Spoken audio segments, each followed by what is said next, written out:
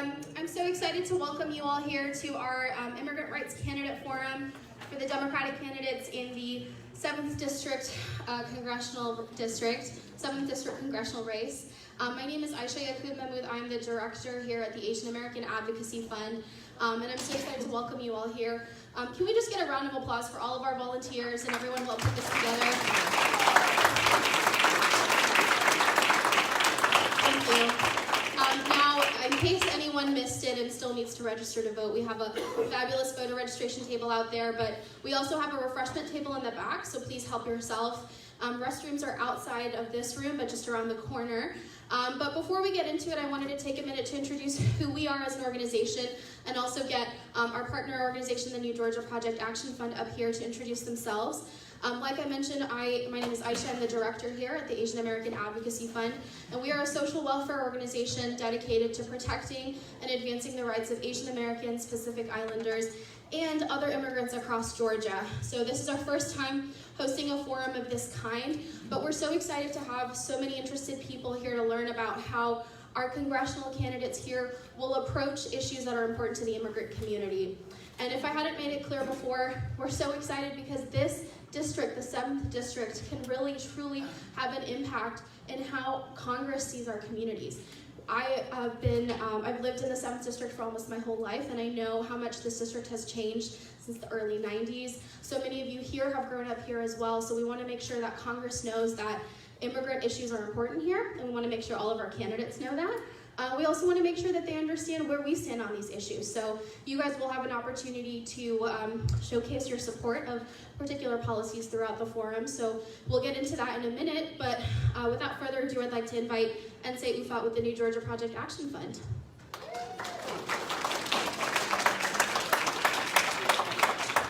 Good evening. First, I want to acknowledge that we are here on traditional Muskogee and Creek Indian territory, and that while we are working to build a better Georgia and the Georgia of our futures, that it's important to point out that what happens to the land happens to the people. And so I'm excited about this evening because I find myself, as we work to build the Georgia of our futures in community with problem solvers, people who are interested in developing solutions, and I'm really excited about building and developing solutions together.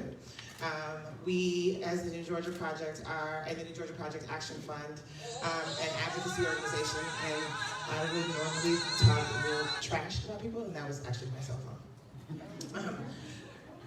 So people know the New Georgia Project because of the extraordinary amount of work that we've done in registering voters.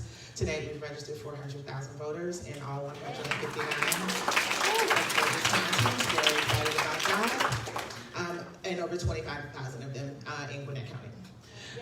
And so, again, we believe that Georgia is headed towards a multiracial, multi-ethnic future, that we believe that we can build a Georgia that families can move from just surviving to thriving. We believe that we can build a Georgia that is welcoming, and we believe that there is enough for all of us. We believe that we're looking for leaders who not only know what our community's issues are, but that they are accountable to our communities. And so I am here tonight with open ears and an open heart, and I'm really happy to be in community with you all. Thank you. Thank you, Nsé. I'd like to invite Esther Lim with our organization, the Asian American Advocacy Fund, who will explain some of our community agreements for tonight's event just before we get into the event. So Esther.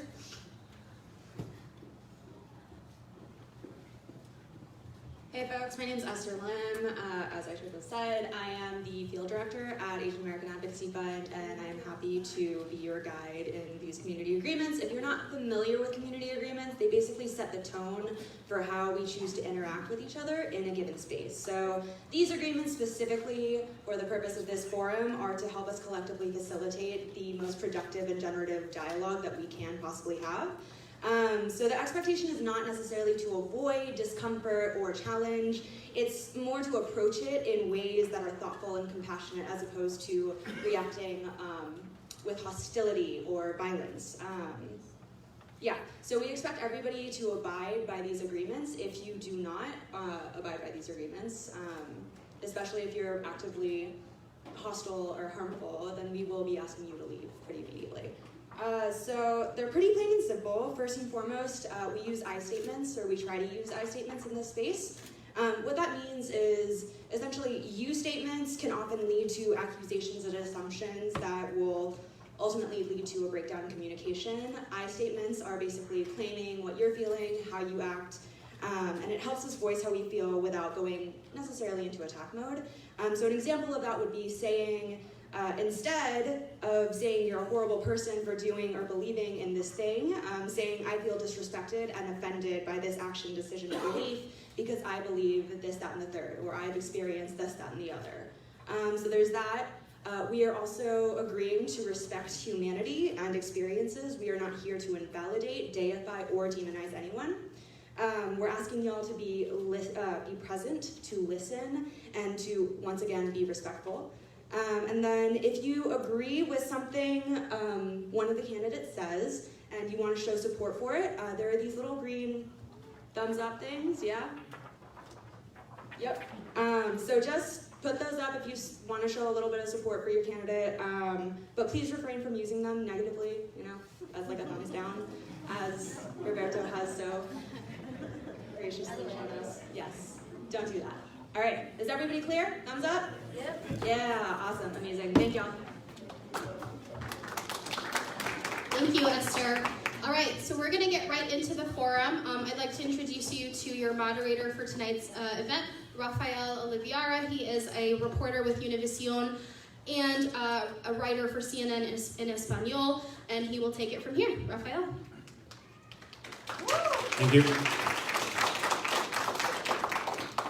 Welcome, guys. My name is Rafael Olavarria, and I work for Univision, mostly in CNN. And also, besides being a journalist, I'm also an immigrant from Venezuela. English is my second language, but I'll try to speak it as well as possible so everybody understands, but it will come out with an accent, okay? So first, I'm introducing the candidates, starting with Dr. John Eaves, and Ms. Nabilah Islam, Representative Brenda Lopez, and Dr. Rashid Malik. So I'm going to explain first the format of the forum. The candidates already know what the format is, but I'm going to explain it so everybody knows the rules of the game here. Each of the candidates know and have received the instructions. They will have 3 minutes at the beginning to make the opening introductory remarks. And following the opening remarks, we will go directly into the Q&A portion of the forum. The questions have been curated by the organizations, the hosts, and the community partners who work closely with immigrant communities. Each candidate then will have 2 minutes to answer each question. The order in which candidates will address the questions will shift with each question. The evening's first one will be addressed first by Dr. John Eaves. The order of response for the second question will then be Mrs. Nabilah Islam. And this cycle will continue from left to right throughout the duration of the Q&A portion of the forum. At the conclusion of the Q&A, candidates will be given 2 minutes for closing remarks. Time will be kept there at the moderator's table and begin once the moderator has prompted a candidate. Specifically, once a candidate starts speaking, the time will start. And if time permits, written questions from the audience may be asked. So, I'm going to start with the first question for the introductory remarks. And please take a minute to introduce yourselves and tell us about your family's migration story or history. You each have 3 minutes, and we'll begin with Dr. John Eaves.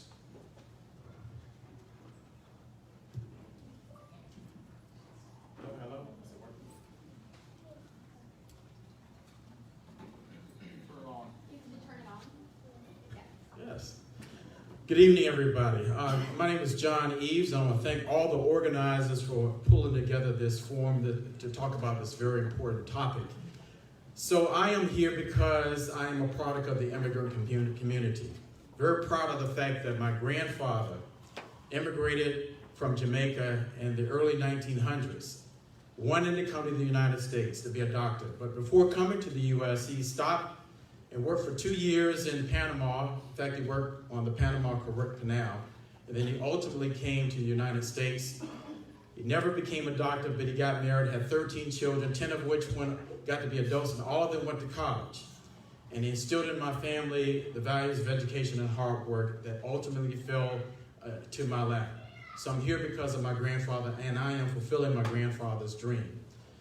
Professionally, I've done 2 things that connect to the immigrant community. Number 1, I was the former regional director of the Peace Corps, traveled very extensively throughout the world, specifically in Central Latin America as well as South America, the Caribbean, and developed a great heightened sensitivity to the needs of those who lived in those parts of the world. Then secondly, served as a chairman of the Fulton County government. Did a lot of things, serving as chairman, creative things that we did, but one of the things that I was most proud of was back in 2014, a group of citizens came to me with a concern. I listened to them. They talked about how members of the immigrant community were being identified using some term called 287G. And I said, I will support this, put it before my council, and we voted unanimously that we will oppose 287G in Fulton County government. We were the first government in the state of Georgia to oppose 287G in 2014. So my friends, I bring that spirit as your future congressman here in the 7th District. Thank you so much.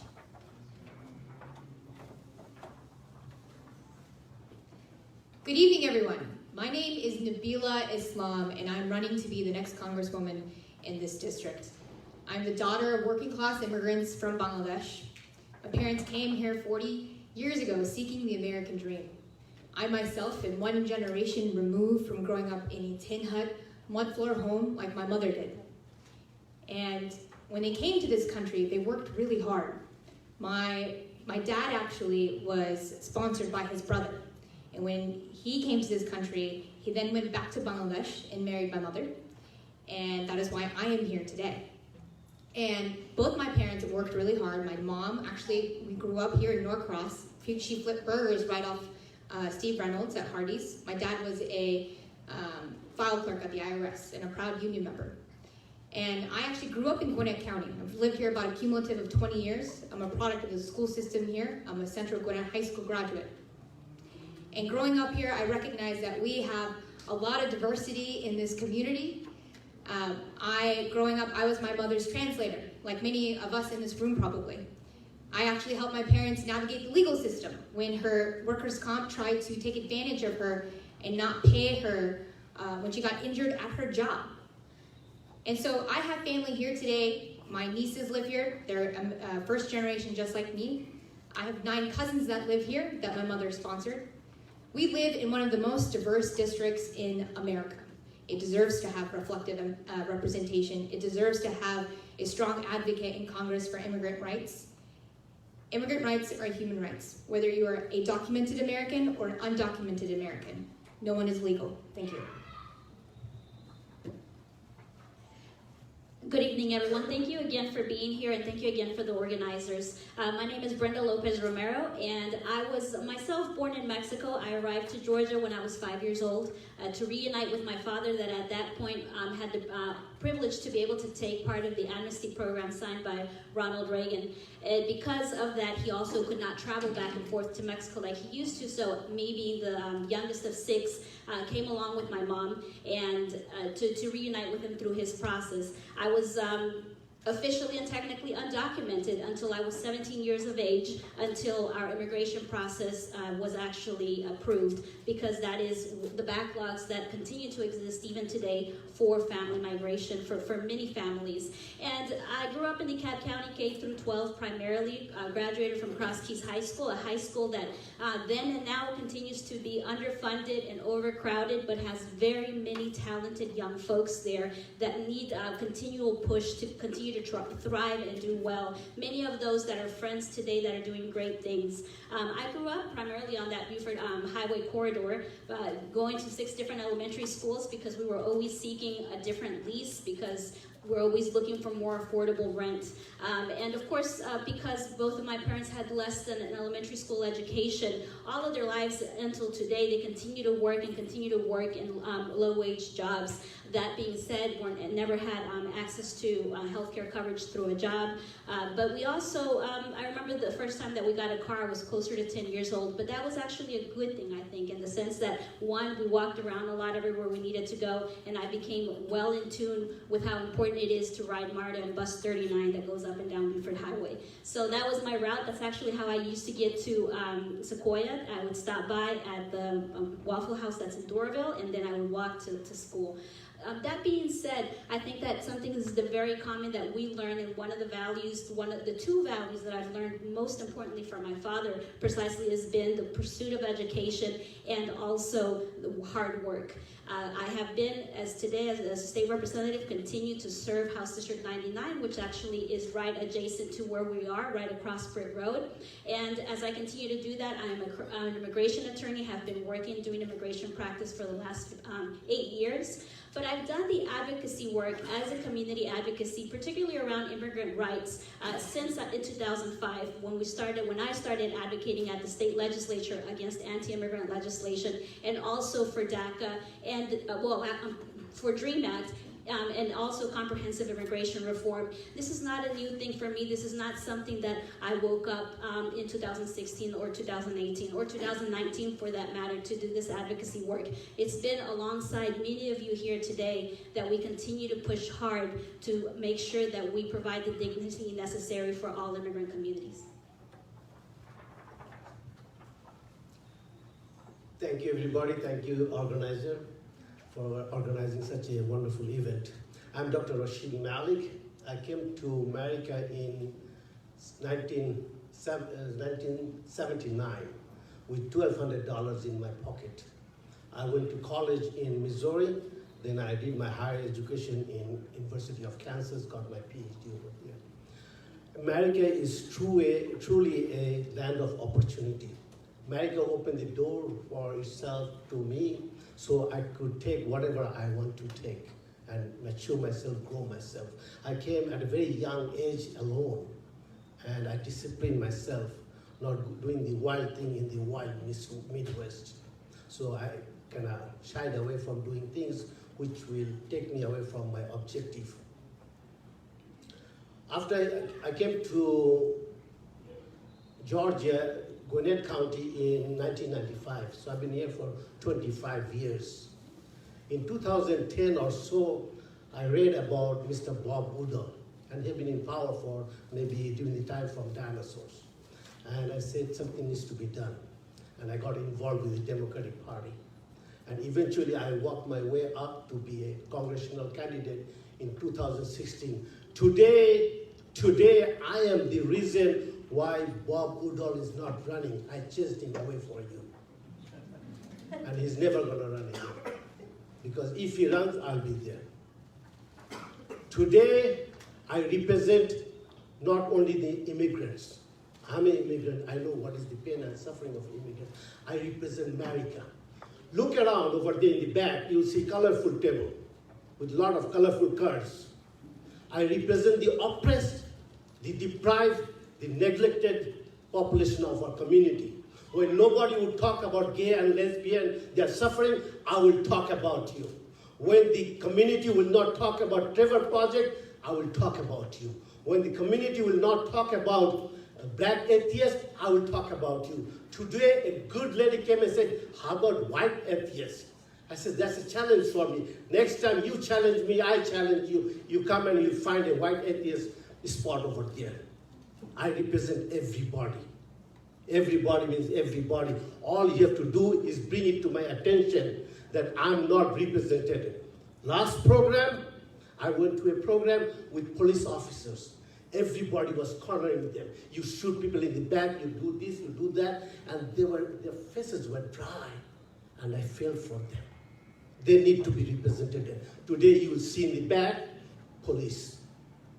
I need a police officer to come and stand over there with me to represent you. I need a gay and lesbian person to be over there to represent yourself. Time is up. Thank you so much. Thank you, candidates. Now we'll begin with the Q&A portion of the forum. This time now you have 2 minutes to respond. Our next questions come from one of our community members, Jeannie. Also the one who's taking you through, measuring the time.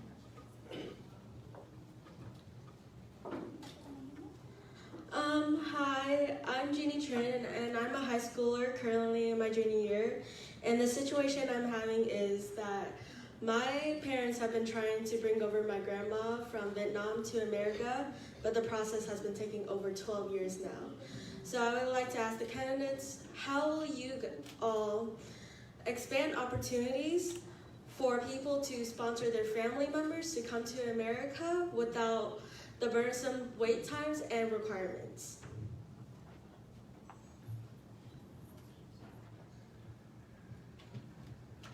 Thank you. We'll begin this phase with Ms. Nabilah Islam. Jeannie, thanks for that question. I sympathize with that because, as I mentioned earlier, my 9 cousins came to this country because my mom sponsored them, and it took them 12 years. Family-based immigration is the bedrock of this country, and we need to make it easier. I agree, it's taking too long. And we need to make sure that we are having a fully funded immigration system where we're protecting what is happening in our immigration system today. Right now we have Donald Trump who, with the 5-4 ruling, they have implemented the public charge rule, which for a lot of immigrants that are trying to come to this country will be subjected to a wealth test. And this is so anti-American, it is wrong. It is something that we should not have in this country today. My parents wouldn't exist if we had the wealth test implemented back when they came to this country.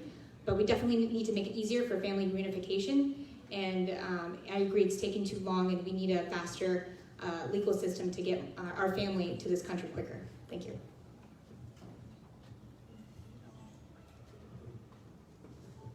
Thank you for the question as well. Specifically, as you discussed about the wait time for families, one of the things that we need to do besides continue to actually pass comprehensive immigration reform, we need to do that with a couple of adjustments that weren't part of the 2012 bill. And one of those adjustments is to actually eliminate the family preference categories, which is why unless you're a minor child or a direct spouse of a U.S. citizen, you are not able to process, you have basically wait times that you have to do, like I've mentioned as well by myself, my father was a green card holder when he applied for me, which is why it took 12 years to process. So one of the things that CIR, comprehensive immigration reform as of 2012 needs to include is that elimination of the family category so that we don't have to wait for our relatives to come. I don't think that we have a distinguishing time between a grandparent, a 21-year-old child, or a 5-year-old child, or a spouse.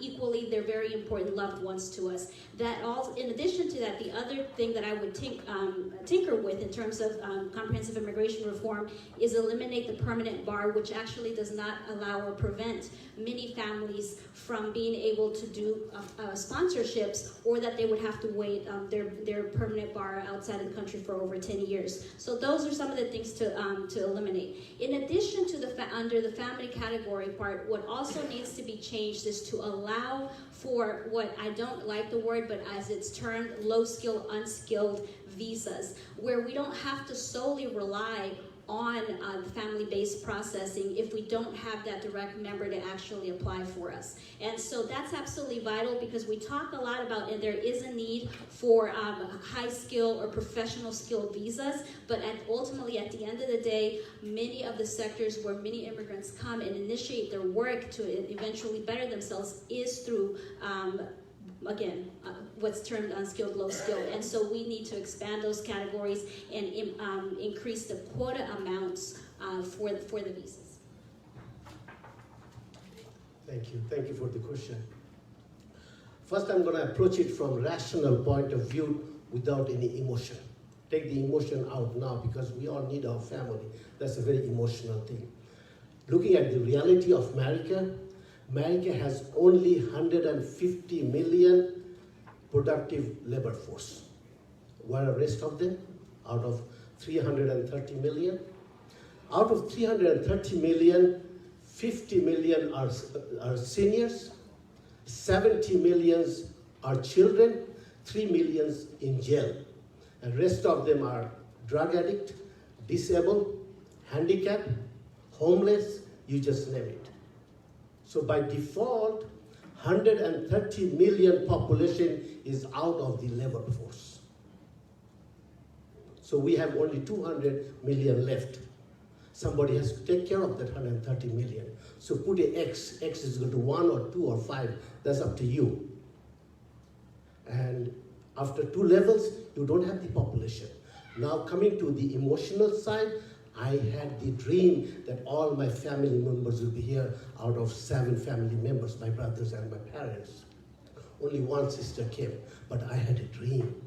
That dream kept me going and made me a hard-working person, a disciplined person. So when a disciplined person gets the citizenship, gets the opportunity to bring their family, they should come immediately, because that person will be able to guide them in the right direction. As Dr. Joseph Schumpeter said, immigrants are the best entrepreneurs, and they bring out the best in the society. Entrepreneurs are the one which makes the economy tick. We need the immigrants in this country, and we need it very, very urgently. Thank you. I think you asked a very good question. However, I want you to know, and I want you to understand the spirit of which I'm coming from. I will use all of my political capital towards focusing in on the folks who are here, who are so-called undocumented, and providing some sort of comprehensive immigration reform that will provide a path of citizenship for the millions of people who are already here. That will be my first priority. I will also put a focus on the inconsistencies of the immigration policy right now that are racially biased.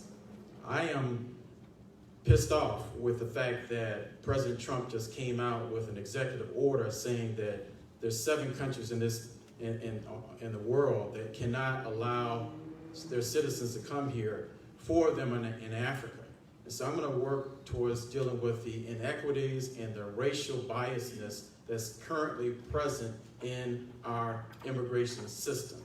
And then thirdly, I think what you said is certainly a valid concern. Families should be intact. I will put my effort on that. But I do believe that my focus will be on the millions of folks who are already here that are in a climate of intimidation and fear of deportation and racial profiling. I will work feverishly to make sure that we have comprehensive reform to deal with the millions of people who are already here. Thank you, candidates. I'll ask the next question.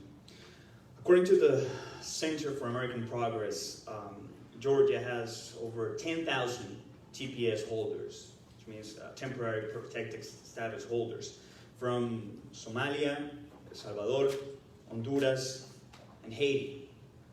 Some of them have been in this country for more than 3 decades, which means there's nothing temporary about that. They are part of the social fabric of our state. As congressional candidates, do you agree there should be a pathway for permanent residency for TPS holders? And if you do, what are you going to do to pass legislation to provide that pathway. In this case, we'll begin with Representative Brenda Lopez. Yes. Thank you for your question.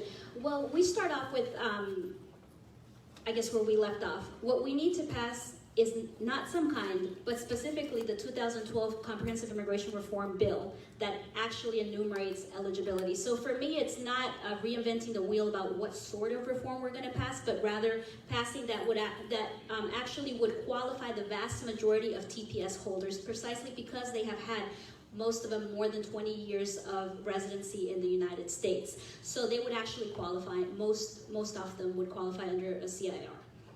And I'm used to just using the acronym, so we know, Comprehensive Immigration Reform. So that is one that actually would substantially include the vast majority of TPS holders.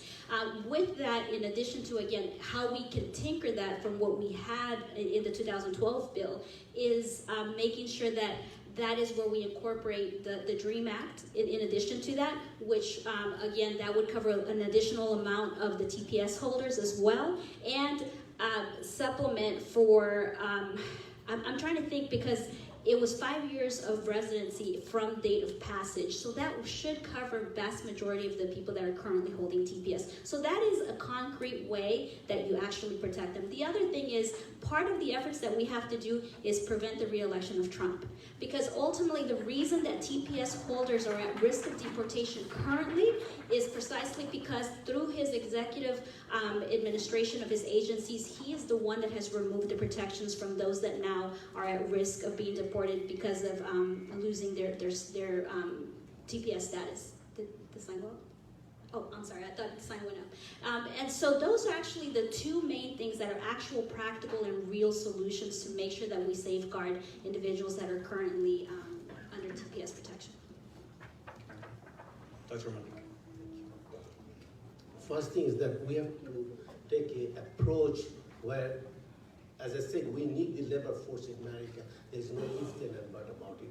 Those who are over here already, give them a pathway to become a citizen of this country and productive, not be fearful. When you are fearful, you are less productive. So we have to have a comprehensive immigration policy. The moment a TPS person becomes a candidate to be a TPS, the process, and the person should know exactly what are the process involved, and eventually it should lead. And the other thing, I would agree with Ms. Brenda, Mr. Trump, in the next election, when we get the power in the Congress, we should evaluate the power of executive body. The executive power, we have to evaluate it. Because when something is abused, it needs to be evaluated and put some kind of restriction. I would suggest have a committee of 7 judges. Anytime an executive order comes up, those 7 judges calls a meeting and evaluates that executive order immediately. So because it is hampering us to grow. We are a nation of immigrants, we are dreamers, we have aspiration. That's what makes this economy run. China and India combined has got 3 billion population. 3 billion population, and as I said, we hardly have 150 million. How can we do research and development during the civilization of nanotechnology? You'll be baffled if you go and watch any YouTube series on nanotechnology. When nanotechnology hits the market, it'll feel like we are moving from a primitive age to a modern age. Thank you. Thank you, Dr. Malik. Dr. Eaves. I'm going to tie this back to the previous response. They're already here. Most of them are probably already working, productive in our society. They were here because of some sort of crisis that occurred in their home country. Why not let them go ahead and stay here, provide a path?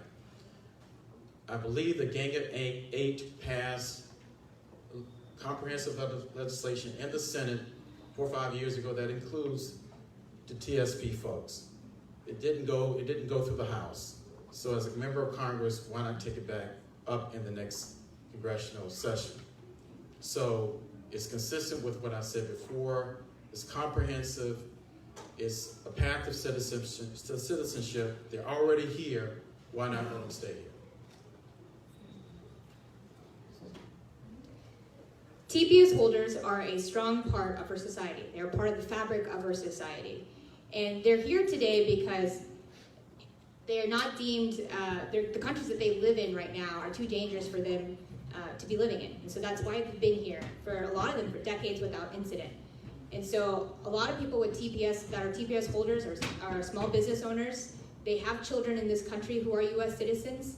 They're hard workers. And when in Congress, I will work very hard to make sure that we pass legislation that gives TPS holders a pathway to getting a green card, to getting citizenship, because they are a strong fabric of our society and we need to treat them with dignity. Thank you. Thank you, candidates. Our next question comes from one of our community members, as Murtaza Khwaja. And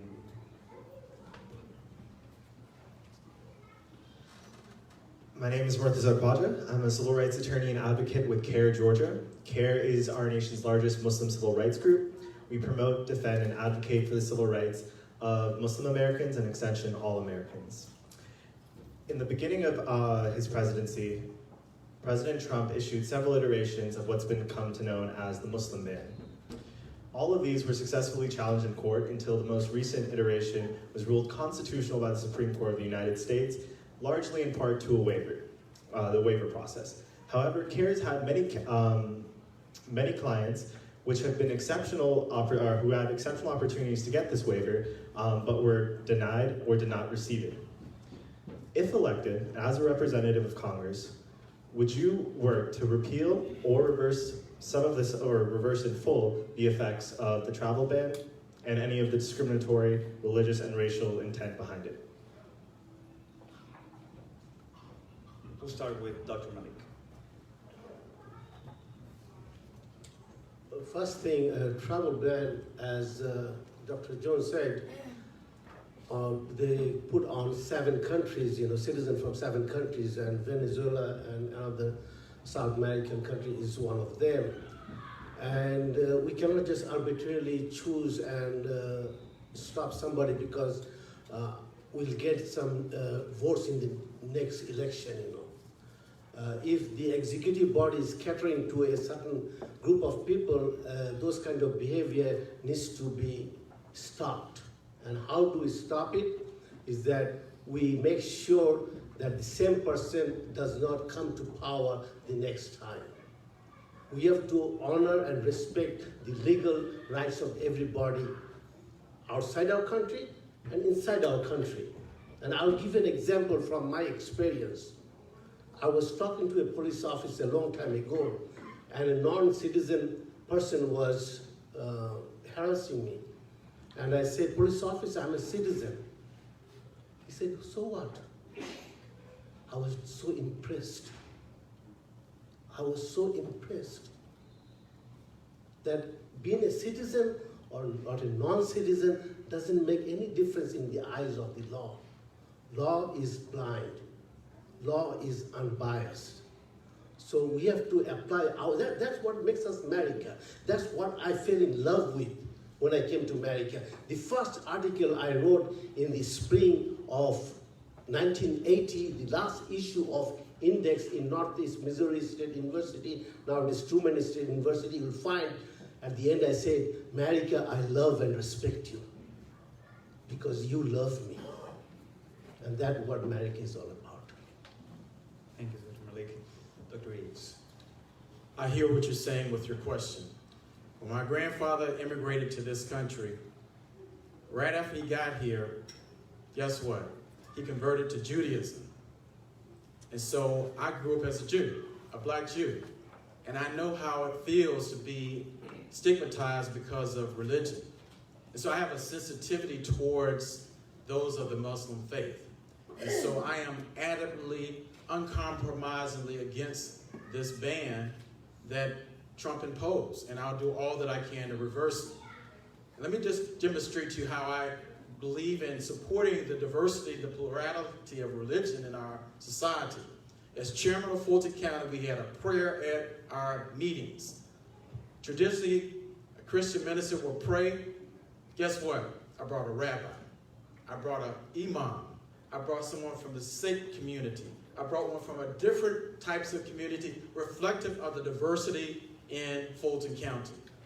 There's diversity in this county and this district. Gwinnett, I will bring that respect, that level of appreciation, and anything that stigmatizes whether you're Muslim or whether you're Buddhist or whether you're Hindu or whether you're Jew or Christian, I'm going to be opposed to it. Islam. So I'm Muslim American. I actually met with Congresswoman Ilhan Omar earlier this week, and she talked about how when she was wearing a hijab, it was really hard for her to run for Congress and how difficult it was. And running with the name Nabilah Islam is also equally as hard, especially in this climate today. This past week, we just celebrated the 3rd anniversary of the Muslim ban. This is an Islamophobic rule that has been put in by this administration and Stephen Miller to pursue the nationalistic agenda of this administration. The Muslim ban is extremely discriminatory, and when I'm in Congress, I will support the No Bans Act and make sure that it is repealed, and make sure that a ban like this is never again implemented and affects any group of people ever again in this country. Muslims have been part of the inception of this country since the slaves from West Africa to today, with their hard labor, like my parents, to our doctors, to our lawyers, to our teachers, and they need to be not treated like horribly by this administration. So you can count on me to ban the Muslim ban and repeal it. Thank you. Thank you, candidates. Thank you, candidates. I'll ask the next question. Oh, Brenda. I thought we started with you. Sorry, guys. Brenda, please. Well, thank you for the question. What we have with the ban is ultimately American families that are being denied visits from their loved ones, and in addition to that, we have students that aren't able to come on student visas based on being from predominantly majority Muslim countries. I will tell you that, and I will put a plug for immigration attorneys, because they were the heroes of this saga of the Muslim ban and the reiterations until we got to the 3.0.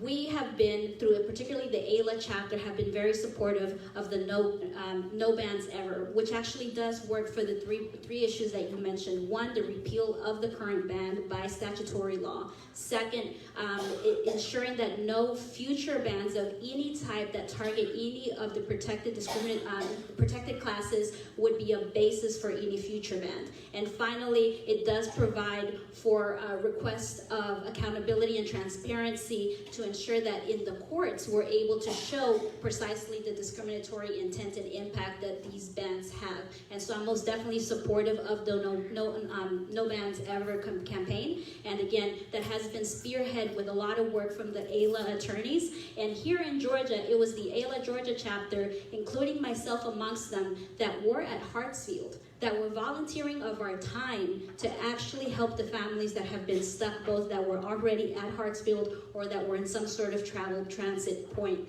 In addition to that, even post the initial times when we were at Hartsfield, we were also on hotlines to ensure that we were able to respond to any questions that we had going on and be able to basically provide plaintiffs as well for some of the litigation that was going on with the national organizations. So I will continue to do that work. As I mentioned, this is not something that for me is just a philosophical situation. This is work that I've been doing since, even before being an attorney. I was a paralegal doing immigration matters also as a paralegal. So all of these issues, of course, are very near to me, particularly on the legal aspect side. And that being said,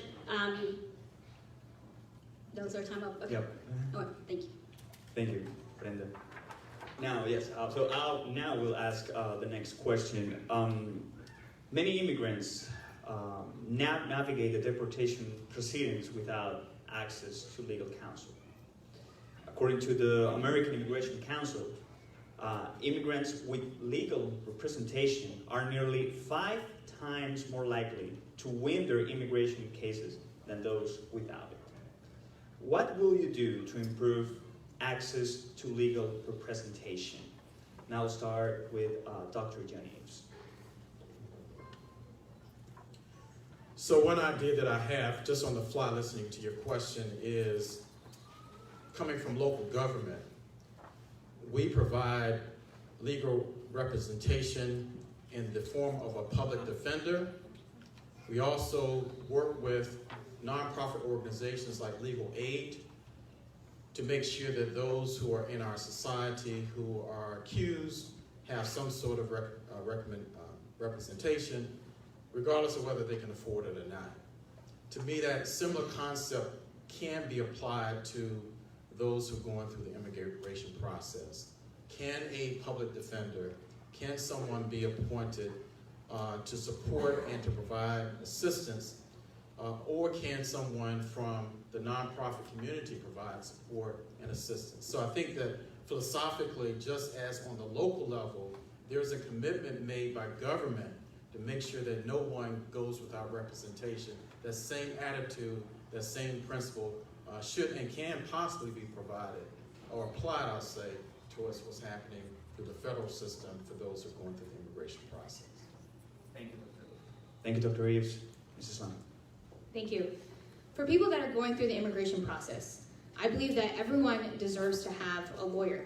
We need to fund our court system and make sure that we have enough judges, especially at the border today, to making sure that people can go through our legal system and not be what's happening right now, be put in detention centers and having kids separated from their parents and be put in cages because we don't have enough judges and lawyers at our border.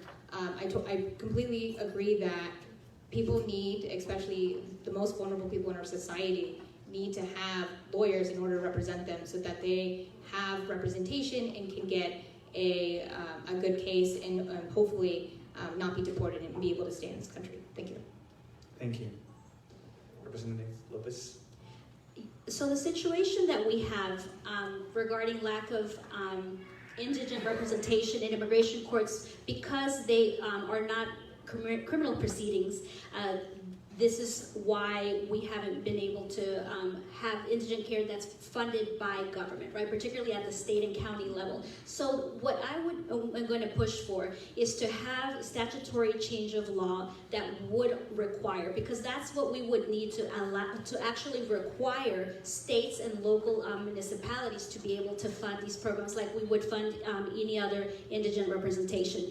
That being said, the other thing that needs to go along with the court administration of immigration proceedings is that we need an independent immigration court system. We cannot continue to be under the Department of Justice. We do need to be a standalone immigration court, like, for example, what a tax court or a bankruptcy court would be, is an independent of the agency or, quite frankly, the administration of the day, right? So that we can continue to ensure more impartial judicial rulings. And so we definitely need to work on it.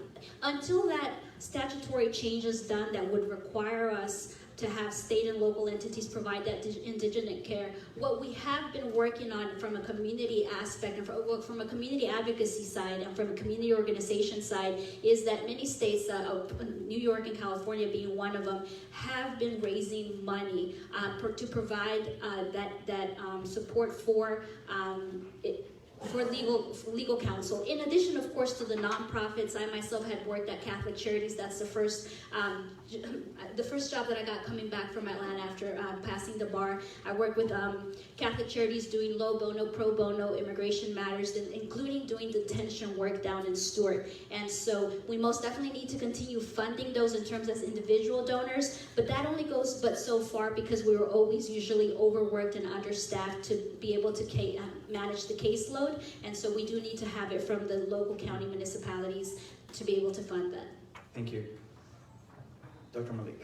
I would highly support the local government to come forward and open an organizations all over America to represent the immigrants when they are in a tight situation with the law. Because I've been here for about 40 years, and frankly speaking, I don't understand 40% of the American system. How can we expect an immigrant who is panicking, not sleeping, not eating properly, not taking bath, no proper hygiene, can represent themselves? It is sad to say our system has gone down so much They bring in 5 years old, 7 years old children to represent themselves. That's a joke. That's a shame on us. If we say equal representation for everybody, that's what America is all about. That is the America I fell in love with. I will promote to the maximum that every individual is represented. Immigrant, citizen, from that police officer, I learned a big lesson. So what? You are in my land, and you will have my full support, because the land I fell in love with. Thank you. Thank you. Our next question comes from one of our community members, Alaya Naim.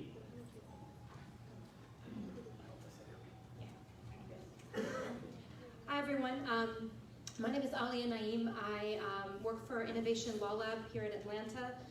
We organize workshops for immigrants who don't have legal representation to be able to get legal help submitting asylum claims if they're asking for asylum in the immigration court in Atlanta. And I have a question for the candidates about asylum seekers. So in response to humanitarian crises in Central America and around the world, the US government, DHS, has returned over 60,000 individuals with pending asylum border towns for their cases to be adjudicated.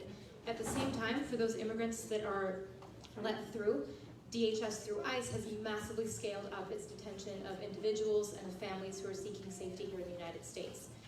So my question has two parts. First, would you work to prevent the Department of Homeland Security from sending people back to Mexico when they've crossed the border and they're seeking asylum in the United States? And would you work to prevent DHS through ICE from indefinitely detaining any asylum seeker in the United States, and how? We'll start with Ms. Nabilah Islam.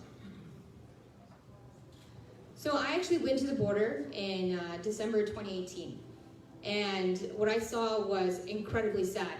There were people that had traveled from as far as Honduras to the southern border of our country, to the Mexican border, to seek asylum. First of all, seeking asylum is a human right. And what this administration is doing is criminalizing and treating these people like animals.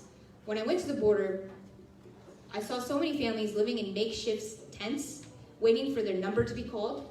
I went with a nonprofit group, and we were able to get them, housing, food, water. One of the stories is about one of the families we helped was Sophia, there was blood coming out of her nose. And the reason that they had left Honduras was because the cartels were extorting their small print shop that they had for money. So they left their aunt behind, and as they were traveling to the border, their aunt was tragically killed. And so a lot of the policies American foreign policies that we've implemented today by cutting humanitarian aid in Central America has exacerbated the situation that has happened at the border. So I believe that we need to be able to, instead of sending troops, border patrol to the border, we need to be sending judges. We need to be sending judges so that they can process these families and be giving them, so that they can go through the legal process.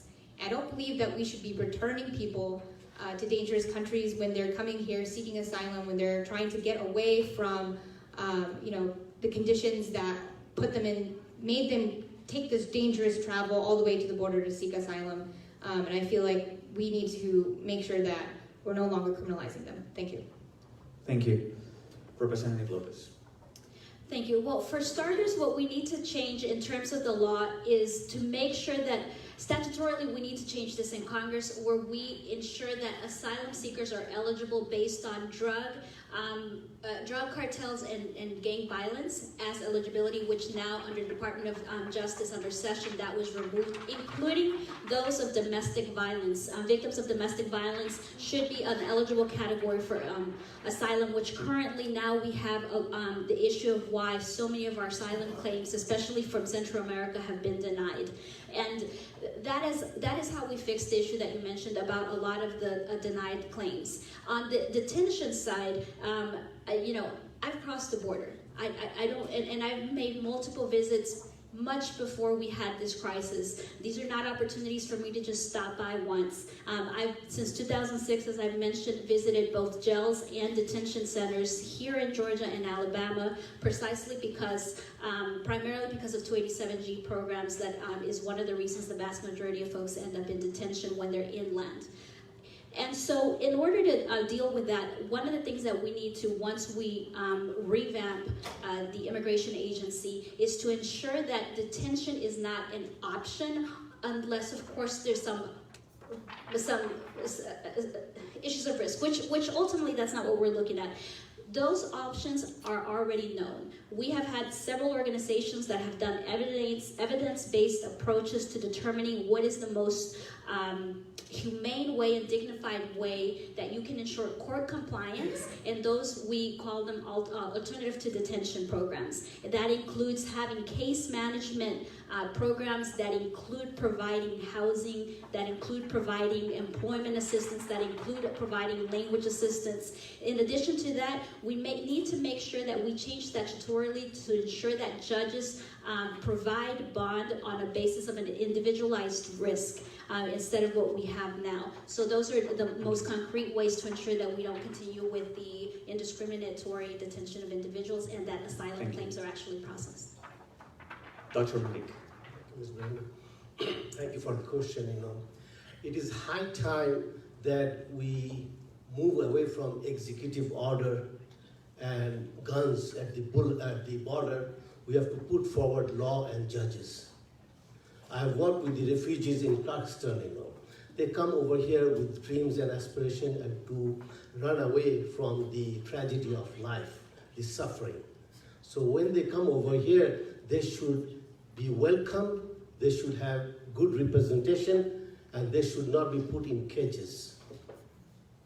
And one thing, one of the speakers said about abused women, tortured women. And if you see what are the reasons we have got human trafficking, a few of them are sexual exploitation of women and organs farming. Those are the things we need to stop. Child labor, slavery, we're still living in that age. And we are the most resourceful country in the world, and we cannot afford to have those things in our border or outside our border. We have to be representing every citizen of this country and be honorable to others too. Thank you. Thank you. Dr. Eaves. So you asked a very technical question, and I'm not sure if I have a perfect answer for you. I will say to you that as your congressman, I will come in with the lens of making sure that our immigration policies, or how we deal with people who come into our community, are dealt with in a fair, consistent way that's not racially biased. I guarantee you the way that situation that you describe in which the person's deported to Mexico is not treated, the person from some European country who's dealing with a similar issue is not dealt with the same way. And I think we need to be honest and making sure that our immigration policy is fair and not racially biased. My descendants come not only from Jamaica, but from Africa. And I'm concerned about having visited South Africa back in June, and black South Africans denied the opportunity to come here for various visa options, but white South Africans are. And so there's a lot of inconsistency in practices right now that are racially biased. And so I will come in with a lens to try to make sure, use my vote and my collaboration ability to make sure that all policies are race neutral. Thank you. Candidates, what's your position regarding any type of coordination between state and local law enforcement with ICE to carry out immigration enforcement? Would you limit it? Would you eliminate it completely? Let's start with Representative Lopez. Thank you for that question. So 287G was first implemented in Gwinnett County through Sheriff Conway, and then subsequent to around close to same time Cobb County with Whitfield and Hall. In 2009 to 2011, particularly as it relates to Gwinnett County, we were in a very difficult situation. I worked with several organizations where we were basically picking up people because there was checkpoints placed in shopping centers that were frequented by immigrant consumers, places of worship that were places of worship for community immigrant communities. And so I understand definitely how that has affected our home here, specifically in this county. That being said, the solution is very simple. What we do need to do is the repeal of 287G. Immigration enforcement has no place in the public safety and the enforcement of local and state laws. Our public safety has to ensure, and what we've seen consistently, that 287G causes distrust amongst immigrant communities. That includes U.S. citizen families, because you may have a mixed status family, and even if you don't, unfortunately, when we have those one bad apples or one bad experiences, ultimately it causes the fear and mistrust to the generalized law enforcement. So absolutely do not think that any form of immigration and federal law enforcement should be happening at the local level. And that, again, in terms of at the congressional level, of course, it is about repealing 287G. At the local level for us, at the state and local level, what we need to continue doing is what we've been doing. Those of us, again, many of us here in the audience today, since 2009, working to eliminate these programs county by county. Thank you. Dr. Malik. Thank you. The key word is local government. Why do we have local government if we cannot carry on our responsibilities? ICE is for immigration and customs. Let them be at the border. Why they have to penetrate our society? Because it creates distrust among us. And trusting, loving relationship with each other, with neighbors, creates a healthy society where our children can grow and prosper in the future. So by looking at our society, let the local government deal with the local affairs. And if we need the national help, we'll ask for it. You don't come to us. So that'll be my position. Thank you, Dr. Eaves. Well, I'm going to brag a little bit. I just didn't talk about it, I did it. In 2014, the first county in the state of Georgia, September the 3rd, to be exact, we put forth a resolution 6-0. I authored the resolution. Two Republicans and 4 Democrats. 6-0, we don't want it in our county. Now, we couldn't stop the sheriff, but we sent him a signal. And the sheriff followed suit. We were the first. Not the 2nd, 3rd, 4th, 5th, or 6th. We were the first. And we didn't just stop there. As a county, we had a racial profiling protocol in which every law enforcement entity in our county, sheriff, marshal, police, they had to report to us on a quarterly basis with stats with how their arrests were coordinated according to race. And if there were any inconsistencies, we would call them out. So I want you to know I have used my political position to make a statement. And as your congressman, I will continue to do it. So as a local person, we said no, and we were the first. Thank you, Mrs. Han. So we as a society choose what we will criminalize and how we will punish people. Right now, ICE is basically a deportation task force. Being undocumented in this country is not a criminal offense, it is a civil offense. 287G, because of 287G, Gwinnett has the highest deportations in this entire state. I truly believe that 287G needs to be banned at the federal level, but I don't see, we were working fine before ICE. I believe that we need to abolish ICE instead of terrorizing our communities. And this is a position that I will take and fight for in Congress. And I will continue to, making sure that this is something that we for sure abolish at the federal level. Thank you. Thank you. Our next question comes from one of our community members. I'm calling now Shang Ki Jo. Thank you. Good evening. My name is Sun Ki. I'm actually currently a student at Georgia State University. But when I'm not at school, there you go. But when I'm not at school, you can typically find me in my small powers working towards change, positive change for DACA recipients like myself. I've lobbied congressmen for DACA reform in DC. I've worked for progressive politicians in Georgia in the hopes that once elected, they would enact change for DACA students like myself.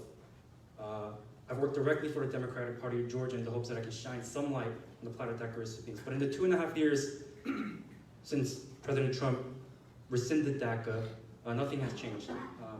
I'm really here to remind you of the urgency of our situation.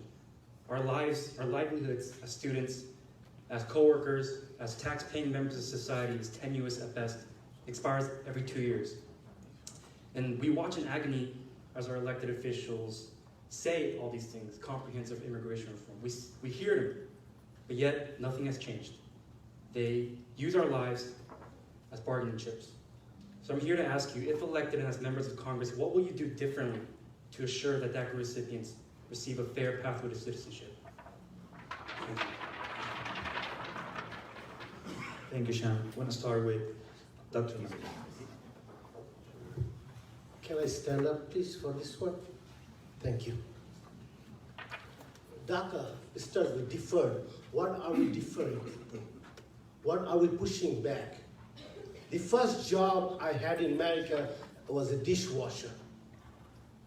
I worked for around about 4 in the afternoon till 10, I think 6 hours continuously. I came to my room, I passed out. I was a student, legal student. And my plan was to go back home. I had to pay extra money for my tuition. DACA, I feel you. I feel your pain. I was not in uncertainty, but I had to walk like a donkey to make that 10 times tuition fee compared to the local. If I had the citizenship, I would be a better person. I would be working hard in studying than washing dishes. Nothing bad about washing dishes, but when you wash dishes 30 hours a week, it is difficult to study. So as you are here from your childhood, why not give you the opportunity to grow? And I talk about nanotechnology, and I can become a bug in your ears, if I start talking about nanotechnology. We need you, DACA. We need everybody in this society to be productive. We don't have time to waste. I warn you, America, we don't have time to waste. We just only have 150 million productive forces, and you are competing with 3 billion Chinese and India combined. Then in Europe, we have got 750 million productive forces. Please, DACA, stay with us. We'll fight for you to the end. If I'm over there, one of my first proposals will be to give the path to citizenship with a definite time, logical time. And logical time is 1 year, nothing more than that. Enough is enough. Thank you. Dr. Eaves. So when I served as chairman of Fulton County government, we work closely as a large urban county government, 1 million people. We work closely with the Obama administration. I felt that one of the good things he did in the immigration arena was the DACA program. I'm very supportive of it. In addition to that, I teach as an instructor at Spelman College. I've taught at Kennesaw State University.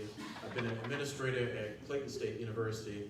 I'm from the higher education community. I see the value that international students bring to the vibrancy of the university or the college community, as well as those from diverse communities who are here in the United States. So I'm a strong proponent of the program. I'm a strong proponent of education, and I do not want people to feel that education is not an option for them. So you will find me as a friend in terms of doing what I can to bring the DACA program back. Thank you. Mrs. Lam. So, I believe that I grew up with a lot of undocumented people in school, and today they are DACA recipients. The average age of a person that came to this country that is a DACA recipient is 7 years old. About a third is under 5 years old. This country is your home just as much as it is my home. And DACA has allowed many of my friends to be able to go to college, to be able to get a driver's license, to be able to drive their parents to the doctor because they don't have papers. DACA has allowed people to start businesses and hire workers. And it has been important that, a very important game changer for people in this country, for children that came when they were very young. At the federal level, I will not use DACA recipients as a bargaining chip at the negotiating table, like some Democrats have. That is my campaign promise. You deserve a pathway to citizenship. You are as deserving as I am to have citizenship in this country, and I will fight to make sure that we find a pathway to citizenship as quickly as we can. Thank you so much. Thank you.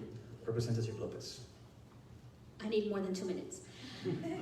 Where do we start? If it hasn't been clear, I've been working on this issue since, for me, that it was introduced first, the DREAM Act was introduced 2001, and I've been working on this issue since 2005.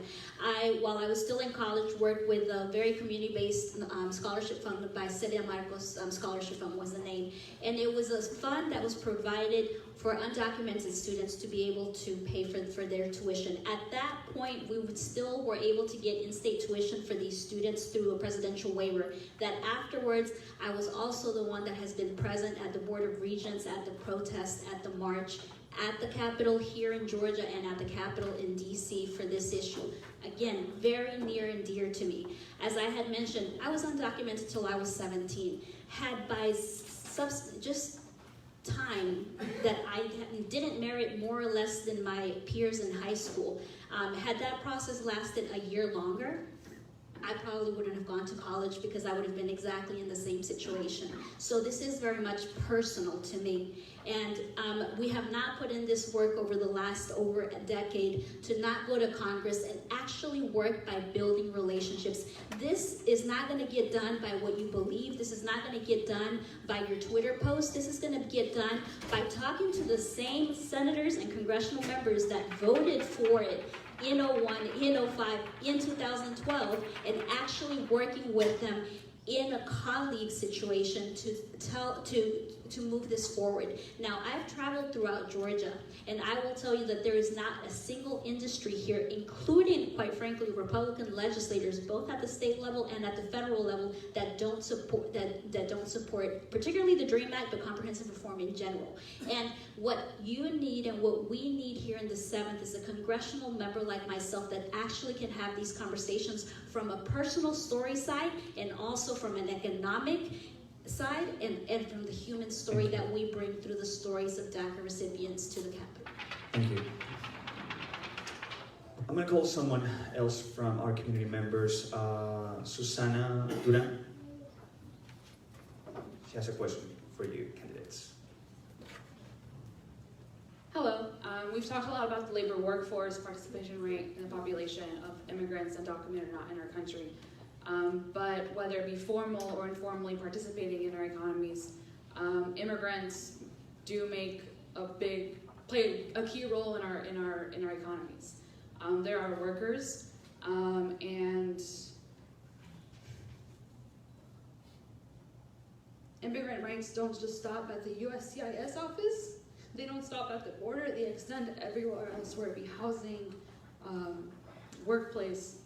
And my question is, there are a lot of sectors that are predominantly immigrant and predominantly undocumented. Domestic workers, farm workers, even disabled and tipped workers who are excluded from federal protections such as minimum wage, child labor. Farm workers are not protected by child labor laws. They are not protected from discrimination based on sex or race or anything. They can't file an EEOC charge. They can't file for overtime. They can't even take a sick day or be sick.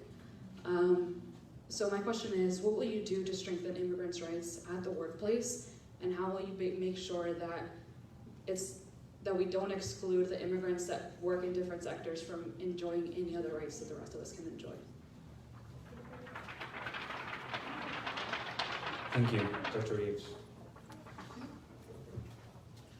I tell you, that's a great question. To me, it's at the heart of the hypocrisy of how we are in this society.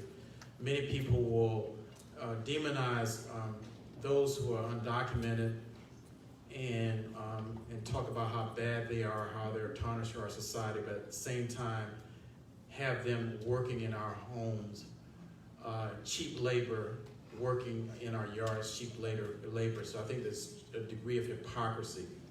I do think that a path of citizenship is a simple answer to it, and I do think that there is some way that the minimum wage laws should apply to workers who are cheaply paid.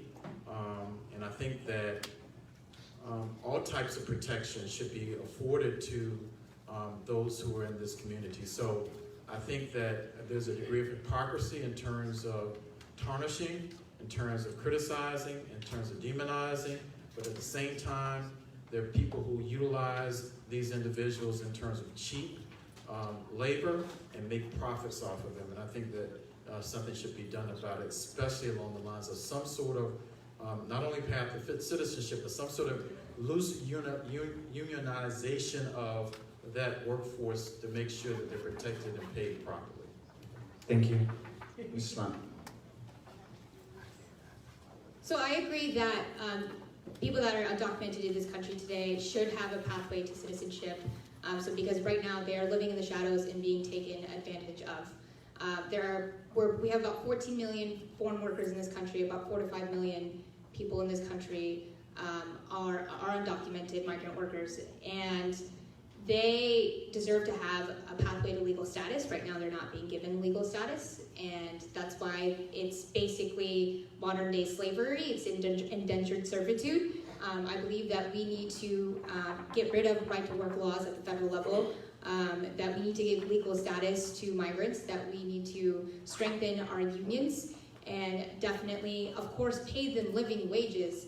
I'm an advocate of a living wage of $15 an hour, because that is how much a living wage will allow people to be able to pay their families, be able to pay for the rising housing costs in this country. And whether you are an undocumented American or a documented American, everyone deserves to be paid living wages and be able to report abuses that are happening at the workplace and not feel retribution that they might be deported. Thank you. Thank you. Representative Lopez. Thank you. As you know, Susanna, part of the work that you've done is, quite frankly, what needs to be is education. Regardless of whether a worker is undocumented or documented, because all the industries that you mentioned, and I would add that the retail and restaurant industry fall in the same line. Vast majority of our immigrant labor, both documented and undocumented. And so part of the work that we need to continue to do and that can be done at the congressional level as your congressional woman is really simple in the sense of providing funding for program of education about what the rights are, and the fact that for many of these claims they can still be filed at least at the federal level with the EEOC. At the state level, I've continued to support, Dewey McClain has filed a bill for $15 minimum wage for the last, if I'm not mistaken, 4 to 5 years. And that goes back to the prior question about what needs to be done. Ultimately, a lot of our work, and the work, quite frankly, that many of you do, is that we have to change those that are elected if we actually intend any of this legislation to pass. And that's at our state level, that's at our local level, and ultimately, of course, that is why we're here to flip the 7th. Because that is how we're going to get those legislative changes. Now, in terms of the wage issue, there are some agriculture, particularly, and domestic workers, as you mentioned, are excluded from many of the protections. So the other industries do, including workers' comp files, can be claimed regardless of immigration status. So what we need to ensure that whenever we continue to pass any protections for workers, generally, that we do not exclude those main two groups that tend to be excluded, which actually I would add, besides the domestic workers and the agricultural worker, it's those in service industries, basically those that provide service jobs at restaurants. And so that's what we need to continue to work on and make sure that we know not to exclude those categories of individuals under any of the protections. Currently, and this is just really quick plug, at the state legislature, we're trying to move the state EEOC version against different types of employment discrimination so that we can have a claim both in our state courts and at the federal level. Thank you. Dr. Malik. Thank you. First, let me take the emotional side away a little bit so we can be rational without any emotion, Right at this moment, again to say, America does not have the population. As Dr. Jones said, whatever population we have in this country, give them a pathway to citizenship. Please give them a pathway to citizenship, a logical pathway, because we need each other. As for exploitation of labor, good lady, I might not have been in your position exactly, but I was. When the minimum wage was $3.35, I used to get $2.72. You can go and check the record of Truman State University. There was a company called American Food Management. Somehow they tricked us into giving $2.72. And we had to work hard, 20, 30 hours with that money to pay our tuition. We could not work off campus. So we're stuck in the cafeteria. I worked over there from 1980 to 1982. You can go and check it out. I feel your pain. When I go to Congress, every person in America will be treated equally, regardless of domestic worker, farmers, restaurant, doesn't make any difference. And Miss Brenda brought a very good point, and it's dear to my heart, education. I had a college. I became the victim of bureaucratic corruption. I lost $400,000 they stole from me. When I asked that money, they tried to put me in jail. But today I'm a free man. I'm writing a book, not guilty. 15% of the profit will go to protect the citizens. Thank you. Thank you. We will now move into closing remarks. Each candidate will have 2 minutes. Now we're going to start with Ms. Nabilah Islam. I'll stand up. Thank you so much for having this important forum today. We talked about a lot of major issues that affect our community. I truly believe that this district deserves to have reflective representation, diverse representation, and someone that understands our day-to-day experiences. I, as a daughter of immigrants, I definitely understand the immigrant experience and will fight for immigrant rights at the federal level. But I will also be bold and outspoken for this community, whether it comes to abolishing ICE, making sure that we repeal the Muslim ban, and making it easier for families to come to this country legally. I will be an advocate for you, and I will make sure that you can come to me with any questions you might have, and I'll be there for you all the time. Thank you. Thank you. Representative Lopez. Thank you everyone for being here. Thank you so much for your questions. And what I want to talk about is, we've gone over the questions, but what else can be done as your congressional woman? One of the reasons that I decided to run for office is that what we don't see from our congressional members is someone that's actually engaged on the day-to-day with the civic, the nonprofit, the business entities, the local governments here in our district. We go to DC and get involved, let me rephrase that, others go to DC and get involved in what I call the DC media and the DC national buzzwords and the talking points. But we forget about the local work that needs to be done. As your Congresswoman, as I've been doing for the last 15 years of my life, I will ensure to work side by side with you to deal with these issues, both what needs to be changed statutorily at the federal level, but also, again, as I mentioned before, how do you utilize the platform of Congress to work with those issues that are important to our region and to our counties here in Forsyth and Gwinnett? And we do that by ensuring both of our counties in 20 years are expected to grow an additional 1 million in population. As your congressional woman, I will be here to ensure that we continue to grow in a way that's smart, that ensures that we maintain affordable housing, that we continue to protect our very good known public school systems, and that we ensure that those good public school systems are good for every student and across every school throughout our 2 counties. In addition to that, we will continue to work, as I have done in the past, to ensure that we provide public transportation and transit into our 2 counties, but that has has to be done with a congressional member that is going to work side by side with you, not just here when we're campaigning and when we come back next election cycle, but that we're here every day, as I've been, as I said, for the last 15 years. I thank you for having us here, and also welcome to House District 99. It's right across the street. Thank you. Dr. Malik. Thank you for having us, I'm humbled. I thank you, Ms. Aisha Yaqub, for inviting us. I thank you, Alia. I thank you, Mr. Travis. I thank you, Art Sheldon. I thank you, Tracy. I thank everybody of you. I thank you, Madeline Jones. You're very dear to my heart, you know that. America has given me the opportunity, but I'll never forget my past, what I went through. You are part of me. I'm part of you. I promise you, every day I will bring $40 million to District 7, every day through trade and commerce. And that will multiply, that will not go down. I have a plan. If you go to YouTube, you'll find my little bit of video. Mr. Malik running, somebody put it over there.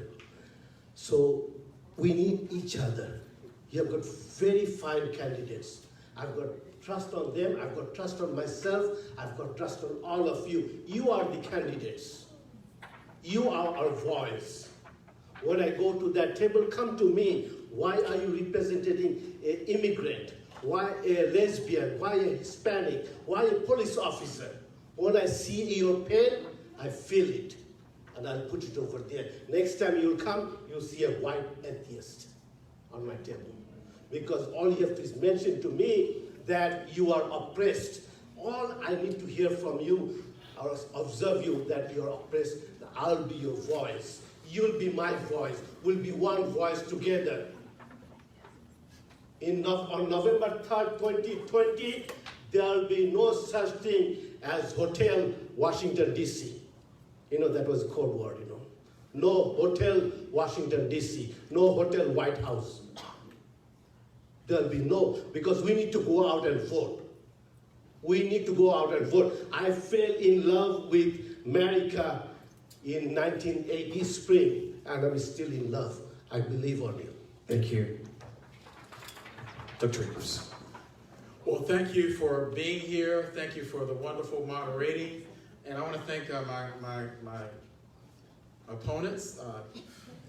Enjoyed the dialogue, very important topic that we discussed today. I often tell folks when I go about talking with people in District 7 of my story. My story is part of what we discussed this morning. I'm a part of the immigrant community. My grandfather came here. Brenda, he was actually undocumented. Lived to be 99 years old, never voted, but he was one of the most up, straight men that I've ever met. He inspired in me the value of education and service. My uncle Reginald Eaves was the first black police chief in Atlanta. He was my role model. He stopped police brutality in Atlanta in 1974. He encouraged me to go into politics. Past performance is an indication of future results. I have a strong track record. 11 years chairman of Fulton County, did great things. Grady Hospital, saved Grady Hospital. Criminal justice reform, dealt with the immigrant community. Economic development, brought the county together. I live here now. I live in Peachtree Corners. I have a nonprofit organization where I send young people overseas every year. I want to be your congressman. I want to advocate for affordable health care. I want to advocate for smart immigration policies that's fair, gun control, and strong public education. I have lived service all of my life. I'm looking forward to serving you as your next congressman in District 7. So thank you so much for this opportunity. Thank you. Thank you, candidates, and thank you, audience. And as an immigrant coming from a country where civics has been completely lost and having witnessed what that means, one of the things that I love about the U.S. is this the real democracy, different ideas, people respecting each other, different supporters talking to each other and respecting each other. That's one of the things I love about this country, and let's hope that we keep that always as part of the U.S. It's one of the things that makes this country actually great. Thank you so much, and now I'll reintroduce Aisha. Thank you. Can I get a round of applause for all of our candidates again?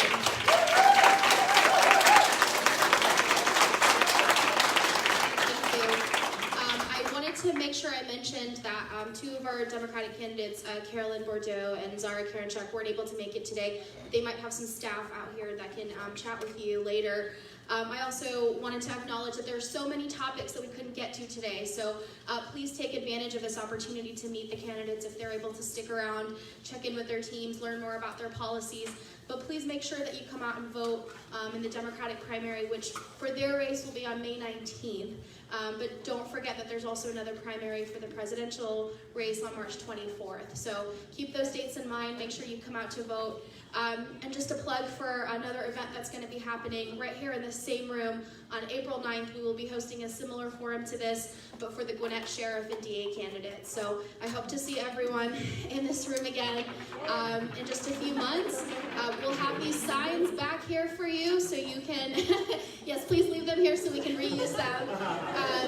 But please be sure to join us for that event again. And don't forget March 24th for the presidential primary, May 19th for the general primary, in which you guys will get a chance to vote for some of our lovely candidates here today or that weren't able to make it today. So thank you guys again. Please enjoy the refreshments, and you're welcome to hang out here. We're open as long as you guys are here. Thank you.